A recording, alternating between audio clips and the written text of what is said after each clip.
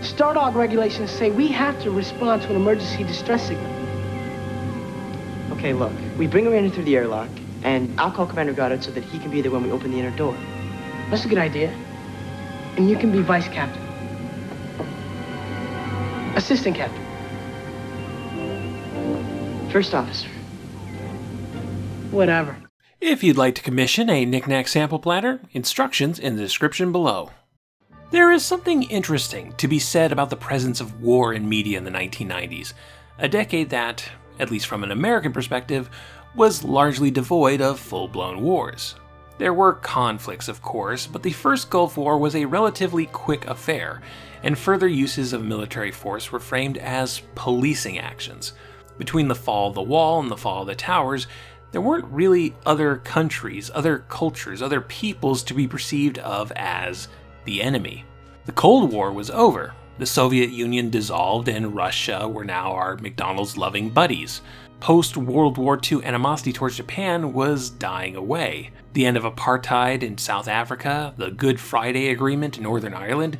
Heck, you even had Rabin and Arafat having a handshaking photo shoot on the White House lawn. Things were looking good. This is a generalization, of course, and doesn't reflect individual and systemic prejudices, but it really did feel like the world had calmed down quite a bit during this decade.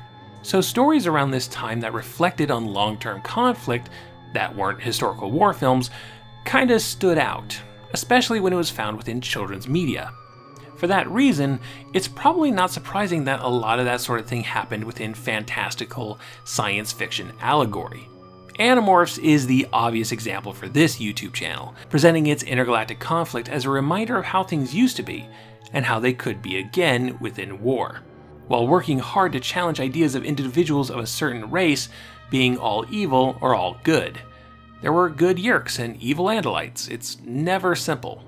Space Cases is far less ambitious than Animorphs, but it nonetheless decided to present characters from a number of different cultures that had warred against each other and instilled in some of their members a long-standing prejudice against each other. The long-standing conflict for the series came between Harlan, a human, and Radu, an Andromedan, two people who were at war not too long ago, an Andromedan killing Harlan's father, and Harlan often takes that out on Radu. This really came to a head for the first time here. Season 1, Episode 4, Spung at Heart. The episode originally aired on March 30th, 1996, was written by show creators Peter David and Bill Mumy, and was directed by Oda Haynes, who had previously directed the bulk of Captain Power and the Soldiers of the Future. We open with Radu and Harlan on the deck, having just received a distress call from a broken down ship. Harlan, pretending to be the captain, agrees to let the ship's occupant on board so that they can fix things, only to discover that she has the face of an enemy.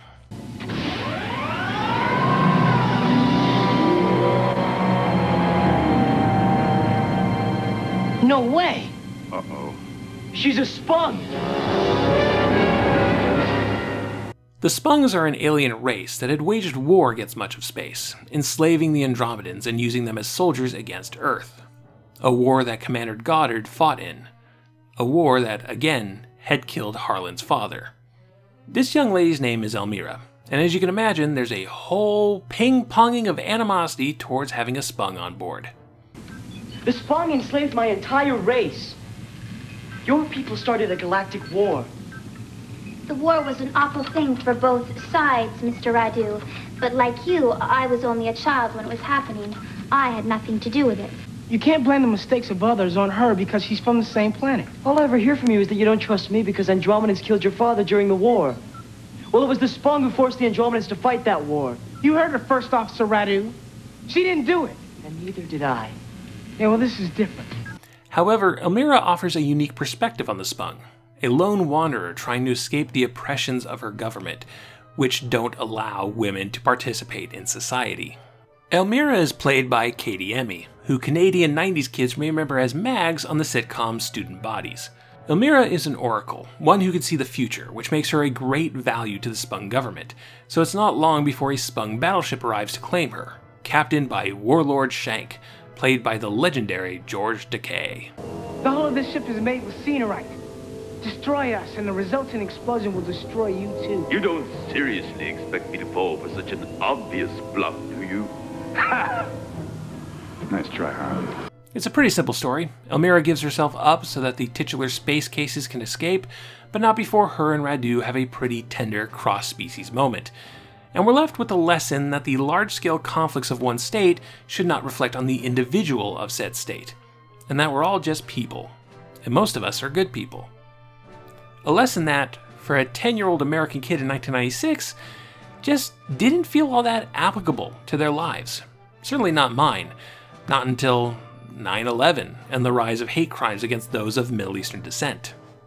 It's a wisdom of an older generation imparted to the younger generation, something we need from time to time. Consider the 1983 miniseries V, an alien invasion story that makes thematic and textual connections with Nazism and the rise of fascism. There are actual Holocaust survivor characters literally going, "Guys, this is just like the Nazis." It's blunt about it, to be sure, but it had to be. It had been nearly 40 years since World War II, since Nazis and the Holocaust. Baby boomers grew up with them being the boogeymen from the past that were completely defeated. Gen X grew up with them being the over-the-top villains in pulp stories and Indiana Jones movies. V is very much trying to take these younger people by the shoulders and shake them into realizing that Nazis were a real thing that destroyed countless lives, and could easily be a real thing again because the methods of fascism are still effective, if you don't recognize and fight against them. Something that probably didn't feel relevant in 1983. In a similar way that Spung at Heart didn't feel relevant in 1996. Those who cannot remember the past are condemned to repeat it. Now, I'm not saying this episode of Space Cases is as good or as well made or as heavy-handed as V. There's a lot of goofing off with the characters, especially after Elmyra gives them their futures. Davenport is told she'll become a ghost, and, terrified of dying, she spends much of the episode pretending to be a ghost in hopes that this will fulfill the prophecy.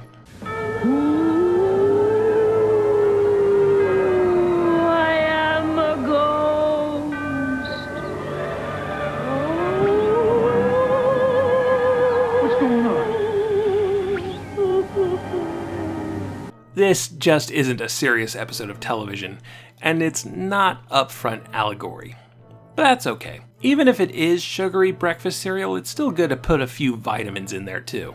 And what's more important, I think, is that these prejudices aren't given to guest characters or the bad guys, but to our protagonists, to the heroes. I think it's important to see people recognize their own prejudices, recognize the source of those prejudices, and try to grow beyond them, to become better people. With that in mind, I think it's interesting that this episode was co-written by comic book author Peter David, who a little more than 20 years after this aired would have quite the public display of ignorance and racism. At an X-Men panel at the New York Comic Con in 2016, the panelists, including David, were asked about the subject of Romani representation and stereotypes in comic books. And David responded with an angry anti-Romani rant, recounting a time in the early 90s he allegedly saw Romani children supposedly maimed by their parents to make them more effective beggars. Now, Peter David is not a reactionary conservative. He identifies as a liberal. He opposed the Iraq War, was in favor of gay marriage, and is against capital punishment. But being of that political alignment, having those beliefs that many, myself included, would see as being on the good side of things, doesn't exclude oneself from having deep-seated, bigoted beliefs towards certain kinds of people. In the interest of fairness, David has apologized on those remarks, which you can take however you wish, but I think it's demonstrative that any of us can develop terrible prejudices that we can and should examine within ourselves. Spung at Heart isn't great TV. It's silly and slight, but it does touch on a genuine human condition that perhaps kids in the 90s weren't reflecting enough on. And George Takei is in it. Who doesn't love George Takei? And hey, if you're a continuity lover, there's a solid bit of foreshadowing in this episode too. When Elmyra gives her prophecies to the crew, she has this to say to Catalina. No one can see who's coming here, but Catalina disappears.